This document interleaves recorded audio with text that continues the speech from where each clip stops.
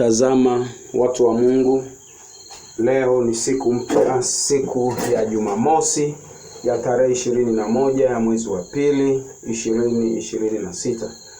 Tazama tunakwenda kusoma neno la Mungu ambalo linapatikana katika kitabu cha Yeremia 30 mstari wa 17. Tutasoma mstari mmoja tu. Lakini kabla ya kusoma, watu wa Mungu, ningeomba tuimbe tezi la rohoni inayosema Yesu unipendaye. Kwa hiyo watu wa Mungu, na wakaribisheni tuweze kuimba kwa pamoja. Karibuni sana. Yesu unipendaye,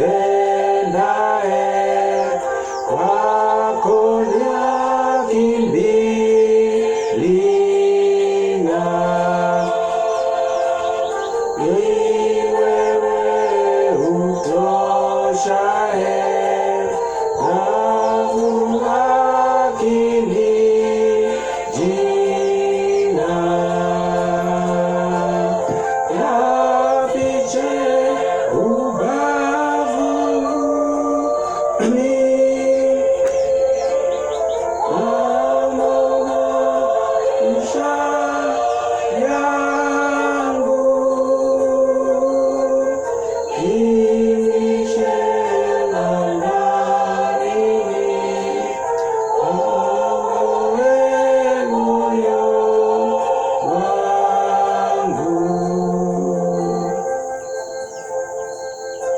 Ngome nyingine sina, ngome nyingine hatuna, watu wa Mungu, bali ni ya Yesu peke yake.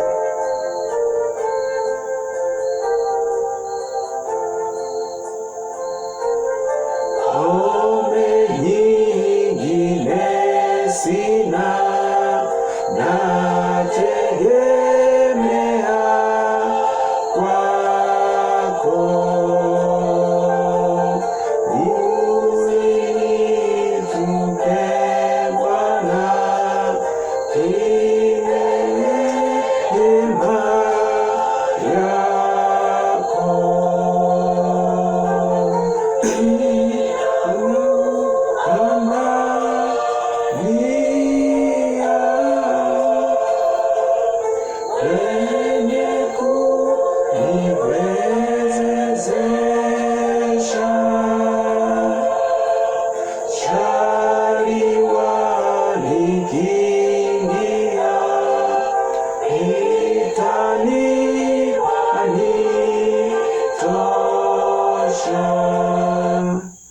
Asante watu wa Mungu kwa kuimba pamoja wimbo unaopatikana kwenye tezi ya rohoni kwamba Yesu unipendaye. Sasa kama nilivyokuja kusema awali, tunakwenda kusoma Biblia takatifu. Tunakwenda kusoma kitabu cha Yeremia 30 mstari wa 17 peke yake. Nao unasema, nitasoma kwa kuwatangulia watu wa Mungu. Yeremia 30 mstari wa 17. Nao unasema maana nitakurudishia afya, nami nitakuponya jeraha zako, asema Bwana, kwa sababu wamekuita mwenye kutupwa, wakisema ni Sayuni ambapo hapana mtu autakaye. Neno la Bwana linasema, nitarudia kwa kusoma, maana nitakurudishia afya, nami nitakuponya jeraha zako, asema Bwana, kwa sababu wamekuita mwenye kutupwa, wakisema ni Sayuni ambapo hapana mtu autakaye. Kabla sijaendelea ufafanuzi wa neno hili linalopatikana katika Yeremia, pia watu wa Mungu, nitaomba nisome neno linalopatikana katika kitabu cha Mathayo mtakatifu katika Agano Jipya, Mathayo mtakatifu 24. Mathayo mtakatifu mlango wa 24 mstari wa 14. Mathayo mtakatifu 24 mstari wa 14. Nao unasema, nitawasoma kwa kutangulia watu wa Mungu. Tena habari njema ya ufalme itahubiriwa katika ulimwengu wote, kuwa ushuhuda kwa mataifa yote, hapo ndipo ule mwisho utakapokuja. Nitasoma tena kwa kuwatangulia kwa msaada wa Bwana. Tena habari njema ya ufalme itahubiriwa katika ulimwengu wote kuwa ushuhuda kwa mataifa yote, ndipo ule mwisho utakapokuja. Watu wa Mungu, katika siku hii takatifu iliyopata kibali matakatifu ya Bwana, tumeona tunapewa neno la kutafakari linalopatikana katika kitabu cha Yeremia 30 mlango wa 17, lakini pia nimeunganisha na neno ambalo linatoka katika kitabu cha Mathayo mtakatifu 24 mlango wa 14. Nitaanza kufanua kidogo kutokana na Mathayo. Mwenyezi Mungu alituahidi mambo mengi, mambo mema katika Agano la Kale, lakini pia katika Agano Jipya. Lakini Mungu akatuelekeza kwamba kuna habari ambayo njema itakuja kwa sisi wanadamu. Habari hiyo ni ya kuhusiana na neno la Mungu. Anatuambia kwamba habari njema ya ufalme itahubiriwa katika ulimwengu wote. Maana yake alikuwa anatupa maneno ya kukumbuka kwamba kuna wakati neno la Mungu litahubiriwa ulimwenguni kote, na hilo neno likawe ushuhuda katika maisha yetu ya kila siku, ambapo siku ya mwisho itakapofika hakuna mtu yoyote atakayeweza kusingizia kwamba sikulisikia. Hivyo anatukumbusha kupitia Mathayo mtakatifu kwamba neno litahubiriwa ulimwenguni mote. Yawezekana ukalisikia kupitia vyombo vya habari mbalimbali, ukalisikia kupitia mitandao ya kijamii, lakini Mwenyezi Mungu anatukumbusha habari njema ya neno ambalo litahubiriwa kuhusiana na ufalme wa mbinguni.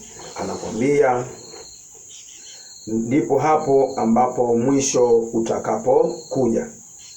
Lakini niondoke katika Mathayo mtakatifu, nirudi kwenye somo ambalo Mwenyezi Mungu ametujalia siku ya leo katika Yeremia. Kabla sijaendelea na tafakari ya neno hili, watu wa Mungu tunajua afya ni mtaji.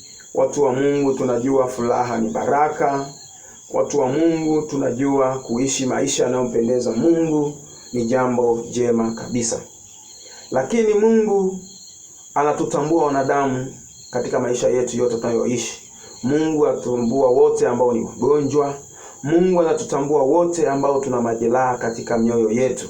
Lakini Mungu katika siku ya leo ameweza kutupa kibali kitakatifu cha kuweza kutupa neno la kutafakari kwamba yeye ataturudishia afya. Yawezekana mioyo yetu imeinama, mioyo yetu imeumia, mioyo yetu imekata tamaa kwa kuwa tunaumwa magonjwa kwa muda mrefu na hatujaweza kupata tiba iliyo sahihi ambayo inaweza kuturudishia furaha, amani na tabasamu ya kweli katika maisha yetu ya kila siku. Lakini Mungu katika Agano la Kale kupitia nabii Yeremia ametufundisha kwamba yeye ametuahidi kuturudishia afya. Mtu wa Mungu, usikate tamaa kwamba sasa ugonjwa wako wewe hautopona tena. Ndugu wa Mungu, usikate tamaa kwamba wewe umekuwa ni mtu wa kufa tu, kwamba wewe mtu umekuwa wa kuumia tu katika maisha yetu ya kila siku. Mungu anatuahidi ya kwamba yeye yuko kuturudishia afya njema. Mungu anatuahidi yeye kutuponya jeraha zetu zote. Yawezekana umeitwa majina mengi kutokana na ugonjwa ambao unakusumbua kwa muda mrefu, kwa miaka mingi. Yawezekana umetajiwa majina mbalimbali kwa kuwa majeraha yako yanakusumbua, yawe ya kiafya ya kimwili, yawe ya kiafya ya kiroho. Lakini Mwenyezi Mungu anatuambia yeye katika siku ya leo yupo kuturudishia afya na kutupa uponyaji wa majeraha yetu. Watu wa Mungu, asanteni sana kwa kunisikiliza. Naomba kupitia kitabu hichi cha nabii Yeremia tuombe kwa pamoja. Karibuni watu wa Mungu. Asante Mwenyezi Mungu Baba yetu wa mbinguni, uketie mahali pa juu palipoinuka.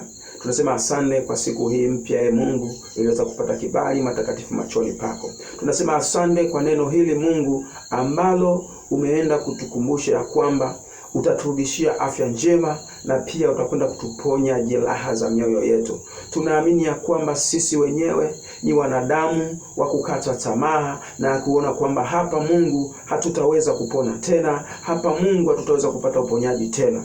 Mungu Baba yetu wa mbinguni, tazama watu wa Mungu, tunakuja mbele zako, tuna magonjwa mbalimbali, tuna shida mbalimbali, tuna majeraha mbalimbali. Mungu, tunaomba kupitia mwanao Yesu Kristo ukapate kutupa uponyaji wa kweli. Kama ni Mungu ibilisi anakwenda kutuletea shida hizi, Mungu tunaomba tukavunje hila za mwovu ibilisi shetani kwa jina la mwanao Yesu Kristo mnayetuokoa hai. Tunasema asante kwa kuwa Mungu wewe ni wa pekee. Tunasema asante kwa kuwa Mungu wewe unatupenda.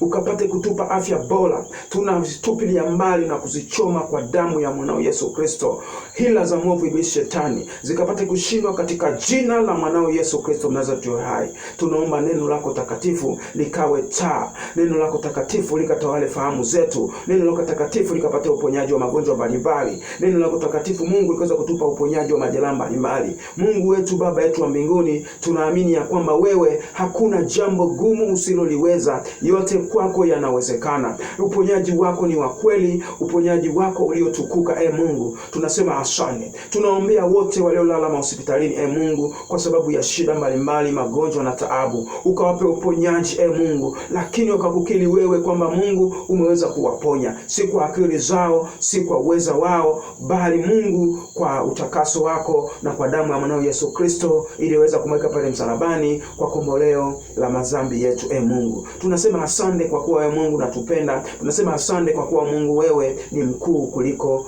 vitu vyote vilivyopo duniani. Mungu wetu wa mbinguni, hatuna cha kukulipa Mungu kwa utukufu wako na wokovu wa uzima unaenda kutujalia. Mungu, umetujalia kusikia sauti yako, umetujalia kutafakari neno lako, si kwa akili zetu wala si kwa uwezo wetu, bali ni kwa rehema yako takatifu. Watu wa Mungu wote tuseme amen. Ninapokwenda kufunga, watu wa Mungu, tuimbe wimbo mwingine wa tezi ya rohoni.